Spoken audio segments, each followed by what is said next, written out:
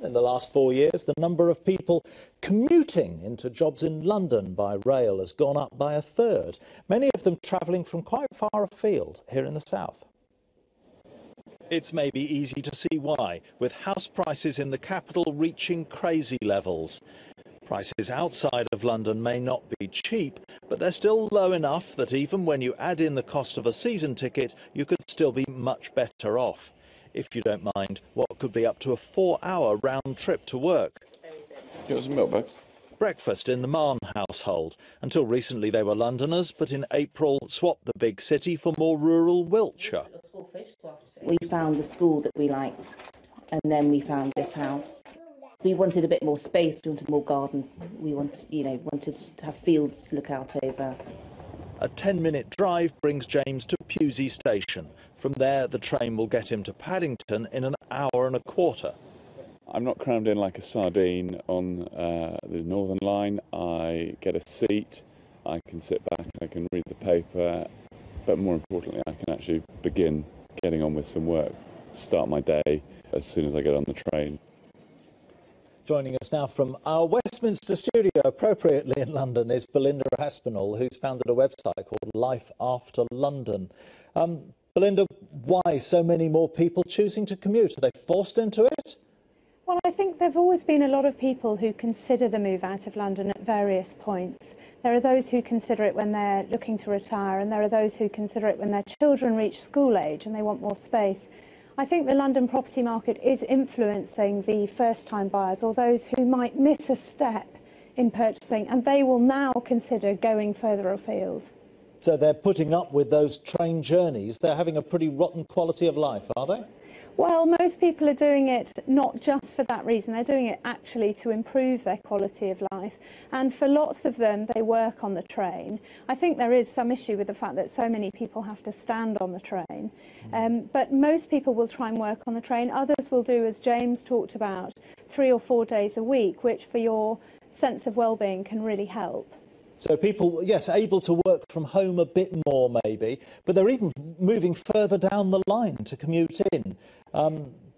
Places like Dorset even, but I suppose you get a great quality of life from that long journey. Well, I think that's the whole point, really. People are willing to do that commute to get the quality of life. But I'd say that the whole point really is to consider what you want out of your quality of life. It's not the same for everybody, and for some people actually that commute is not bearable because they're not getting the benefits of the quality of life.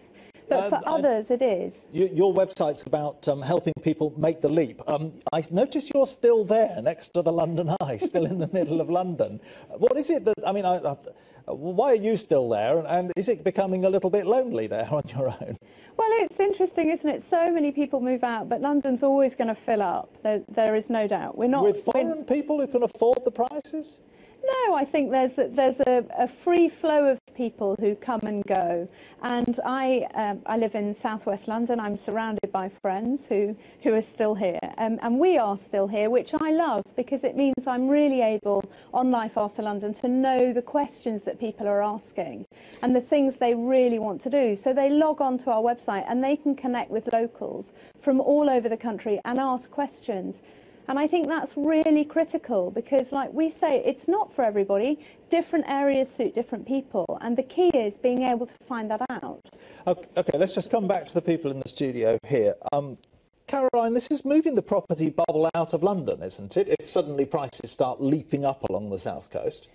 Well, I mean, London has always been the sort of the engine of the country, hasn't it? And it's always had, as Belinda has said, an influx of younger people coming in who may not then, when they marry and have children, necessarily want to bring them up in the city and so move out, which is why, you know... This is people who can't even afford to get started who are saying they're going to start commuting, the new ones. Yeah, but, you know, the Help to Buy scheme and the government's schemes have been really helpful at addressing things like that. But we have to recognise that people, for their own quality of life, are going to want to live outside of a big city like London, and who wouldn't want to live on the south of England? We all think it's the best place in the country to live, don't we? It's yes, I take the point, but there's people who can't afford. This is the point, isn't it, Chris Oxlade? They're only doing it because they can't afford the house prices in other places, and it's just going to keep on going until everybody's driven away. Exactly right. You've touched on it there, because as soon as you get people coming out of London, the house prices in Crawley have gone up astronomically, because it's half an hour on the train, 40 minutes to some of the London stations and terminals. A lot of people are seeing Crawley as a destination to come. Again, it has that knock-on effect of pushing house So people are having again to live outside Crawley and commute into Crawley. I mean, Where does it stop? It is. I mean, Crawley has about 70% of people that live outside Crawley work in Crawley. It's a huge commuter in and out. We've got huge problems with the skills base. It's this knock-on effect the whole time. Belinda, Aspinall, just to come back to you, are people making rational decisions based sort of just on the cost of a mortgage and house price and then the cost of the season ticket? Or is there more to it than that when people are trying to decide where to go to? I think there's much more to it, and I say that the majority of people make the decision using finances as part of that decision, but it's not the whole decision. And the other thing is that they're not looking to dip into a community, they're really planning to settle there and become part of the community, and an active part of the community. So they're really keen to embrace that community, which is why doing their research on a website like Laugh After London is so important. But also possibly important to get a seat on the train, and the only way to do that is to be at the end of the line, is that right? Well, it's a point. Being on the end of the line does get you a seat, not on the way home, as most of the time. As we all know, to our cost. What's going to happen about rail transport? Do you think there doesn't, huge numbers travelling by rail, but the investment still doesn't seem to be coming in the south? Well, I mean, it's an area that we do need massive investment in the south. We've been neglected for decades in the south of England, not only in terms of capacity, but in terms of speed. In the time it takes to get from Portsmouth to London by train, you can get from London to Doncaster. So it just shows, how much left behind we've been by successive governments. I know this government is planning to invest as much as since the Victorian era, more than any time since the Victorian era, to try and bring our rail Midlands and the north, they complain it's all coming down to the south, but then we're using them a lot more, is that right? Well, you look at the capacity issue. You touched on it, Carol. You have one train out time or one late, and then the whole network in the southeast is knocked, and particularly in the south coast. So we need a huge investment in that area. OK, Belinda, I think there's probably a train you need to get on fairly soon, so we'll say thank you very much for joining us. Thank you. Thank you.